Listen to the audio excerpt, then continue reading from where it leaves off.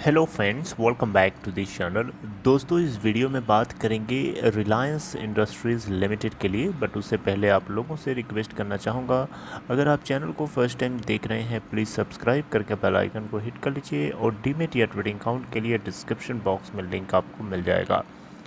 दोस्तों, Reliance industries limited, आपको पता है कि जो बिज़नेस चल रहा होता है वहाँ पे इसकी नज़र होती है, वहाँ जाता है, मैनेजमेंट से बात करता है और उस कंपनी को ख़रीदने की बातें चलने लगती हैं। इसी बीच आपको पता होगा, एक खबर आई थी कि एक बिज़नेस बूट्स का है, राइट, जिसको खरीदने के पीछे Reliance industries limited Apollo global के साथ पूरी तैयारी के साथ जुटा हुआ है। इसके पीछे रिलायंस का क्या इंटरेस्ट है, रिलायंस का क्या फ़ायदा है, रिलायंस को कैसे लगता है कि वो बूट्स को एक्वायर करके बहुत माला माल हो सकता है, इसी वीडियो के अंदर हम इसको डिस्कस करेंगे। और यही वो कारण है जिसकी वजह से रिलायंस इंडस्ट्रीज़ लिमिटेड बूट्स के पीछे पड़ा हुआ है। जैसा कि मैंने आपको ये पहली बार नहीं, पहले भी हमने बता रखा है कि मुकेश अंबानी की रिलायंस इंडस्ट्रीज़ लिमिटेड बूट्स को लेकर के बहुत ज़्यादा बुलिश है। कुछ कारण है, वो कारण क्या है?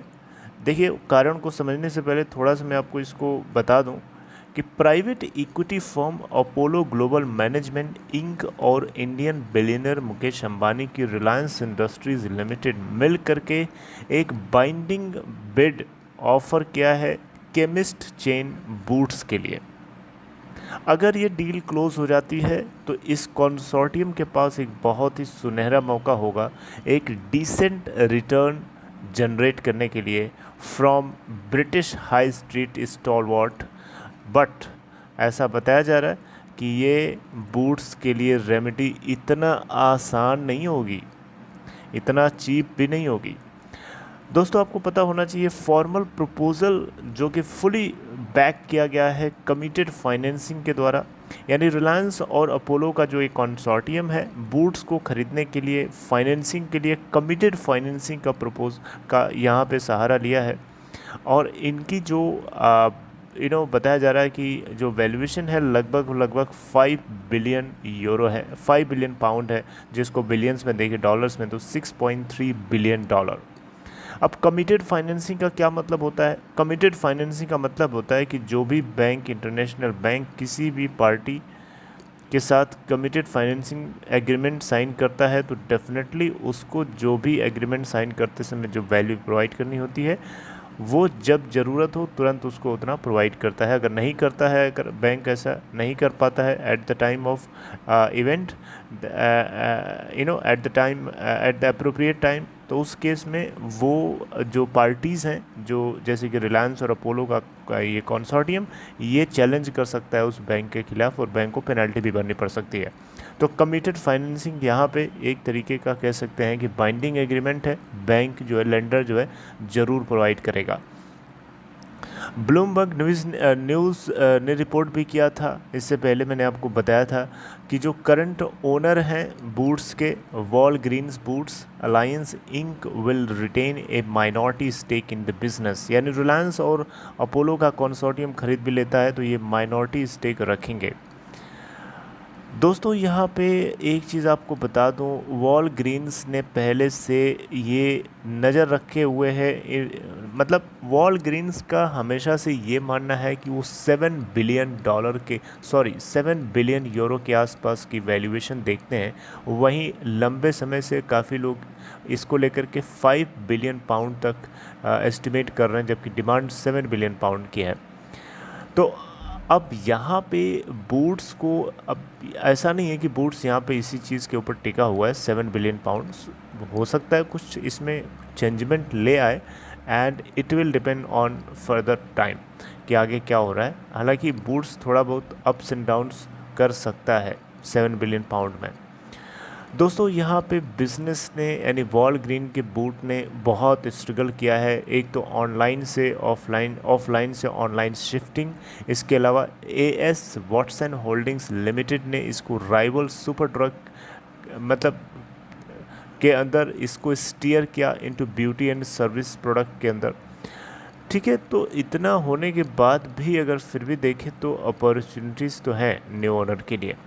अब दोस्तों, यहाँ पे जो पहले बूट्स स्टोर के अंदर जो इन्वेस्ट करेगा डेफिनेटली वो इसके ऑनलाइन प्रोपोजिशन को इम्प्रूव करेगा। इसका मतलब क्या हुआ कि ऑफलाइन और ऑनलाइन के का जो प्रोपोर्शन है, अभी अगर देखें तो मान लीजिए फॉर एग्जांपल 80:20 का है, ठीक है। ऑफलाइन और ऑनलाइन का जो रेशियो है 80:20 का है, यानी 80% सेल ऑफलाइन होती है, 20% सेल ऑनलाइन होती है। तो अब जो रिलायंस और यहाँ पे दूसरा जो इसका पार्टनर है मिल करके इसके प्रोपोजिशन को चेंज कर देंगे, ऑनलाइन का प्रोपोजिशन बढ़ा देंगे, ऑफलाइन का अपने आप कम हो जाएगा। तो इससे क्या होगा, इससे ऑब्वियसली सेल बढ़ जाएगी।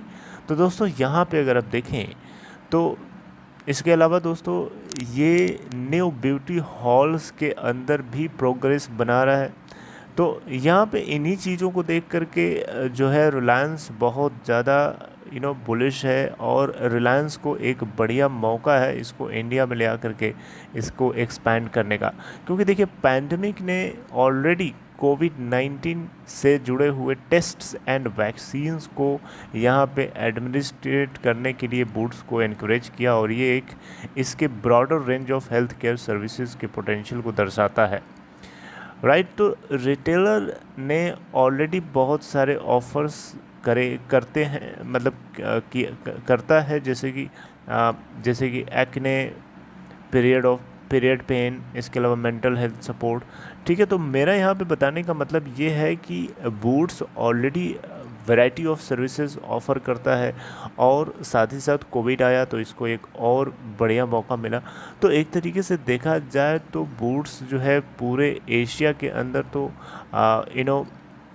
इसकी जितनी प्रेजेंस चाहिए वो नहीं है, राइट। इवन यूरोप के अंदर भी है, लेकिन इसका ज़्यादा फोकस यूएस पर है। अब यहाँ पे मुकेश अंबानी चाह रहे हैं कि अगर ऐसा हो जाता है जैसा इन्होंने प्लान किया है तो इसको एशिया के अंदर एक्सपेंड करेंगे। थाईलैंड के अंदर ऑलरेडी इसका बिजनेस है, लेकिन उसको भी एक्सपेंड करने की ज़रूरत है, राइट।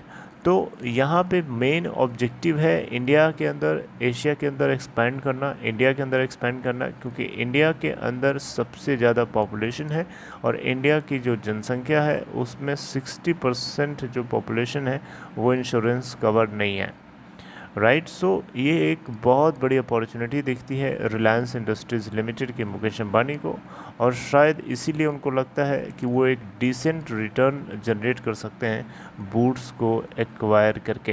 हालांकि इतना आसान नहीं होगा, इतना चीप नहीं है, वैल्यूएशन इसकी अपने आप में बहुत ज़्यादा है। 7 बिलियन यूरो से बहुत ज़्यादा कॉम्प्रोमाइज़ कर भी नहीं सकता है। एक तो माइनॉरिटी स्टेक भी रखेगा, ताकि अगर रिलायंस इंडस्ट्रीज़ लिमिटेड का कंसोर्टियम इसको फर्दर ग्रो कराता है तो उससे बेनिफिट वॉलग्रीन्स को भी होगा, क्योंकि वो माइनॉरिटी स्टेक होल्डर रहेंगे इस कंसोर्टियम को बेचने के बावजूद भी। तो मुझे लगता है ये वो कारण है जिनकी वजह से Reliance industries limited is very very bullish in this. एक चीज़ यहाँ पे और नोटिस करना चाहिए आपको कि इसी कंपनी को एक्वायर करने के लिए इनका एक तगड़ा कॉम्पिटिटर बिलियनर ब्रदर्स मोहसिन और ज़ुबैर ईसा, लेकिन ऐसा बताया जा रहा है कि इनकी वैल्यूएशन को लेकर के कुछ डिसएग्रीमेंट्स हैं, जिसकी वजह से ये पीछे हो सकते हैं, यानी ये ड्रॉप आउट कर सकते हैं इस रेस से। बहरहाल देखना होगा कि आगे क्या डेवलपमेंट होता है, मुकेश अंबानी का ये कंसोर्टियम इस बिड को जीत पाता है या नहीं, समय बताएगा। चलिए अपना ख्याल रखिए, टेक केयर।